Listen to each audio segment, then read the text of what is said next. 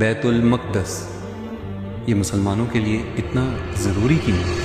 مسجد اقصی مسلمانوں کے لیے اس لیے ضروری ہے کیونکہ قرآن مجید میں اللہ تعالیٰ نے اس کا ذکر بار بار کیا ہے۔ سورۃ انابیہ کے اندر اللہ تعالیٰ فرماتا ہے کہ یہ زمین رحمتوں کی زمین ہے، یہ وہ زمین ہے جہاں پہ میں نے اپنی رحمتوں کو نازل کیا، اور یہ وہی جگہ ہے جہاں سے آپ صلی اللہ علیہ وآلہ وسلم کا معراج کا سفر شروع ہوا تھا۔ آپ صلی اللہ علیہ وآلہ وسلم کو مکہ سے پہلے مسجد اقصی لایا گیا، جہاں تمام انبیاء کرام ان کا انتظار کر رہے تھے۔ آپ صلی اللہ علیہ وآلہ وسلم نے ان کی جماعت کرائی اور یہاں سے پھر معراج کا سفر شروع کیا۔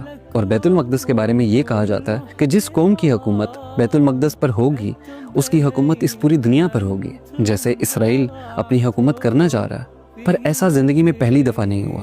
آج سے ہزاروں سال پہلے حضرت داؤد علیہ السلام نے مسجد اقصی کی تعمیر کا آغاز کیا، پر اختتام حضرت سلیمان علیہ السلام نے کیا، اور بدلے میں اللہ تعالیٰ سے 3 دعائیں مانگی۔ پہلی دعا کہ اللہ تعالیٰ مجھے ایک ایسی حکومت عطا کر جو آج سے پہلے کسی کو نہ ملی ہو اور نہ میرے بعد کسی کو ملے۔ دوسری دعا اس حکومت کے اندر ایسا نظام جو صرف اللہ کے فیصلوں کے مطابق ہوتا ہو۔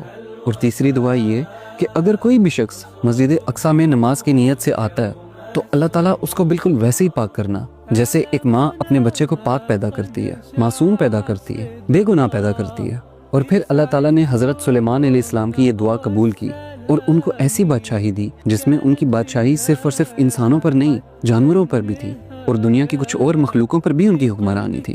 اور بیت المقدس مسلمانوں کے لیے اس لیے ضروری ہے کیونکہ یہ مسلمانوں کا پہلا قبلہ تھا۔ آپ صلی اللہ علیہ وآلہ وسلم نے 14.5 سال مسجد اقصی کی طرف رخ کر کے نماز پڑھی، اور آپ صلی اللہ علیہ وآلہ وسلم کی حدیث ہے کہ جمع کیے جانے والی اور دوبارہ زندہ کیے جانے والی زمین شام ہے، اور یہیں پہ دجال کا ظہور ہوگا۔ حضرت عیسیٰ علیہ السلام کا ظہور بھی یہیں پہ ہوگا، یعنی کہ یہ وہ زمین ہے جہاں پہ دنیا کے اختتام کی بڑی جنگیں لڑی جائیں گی۔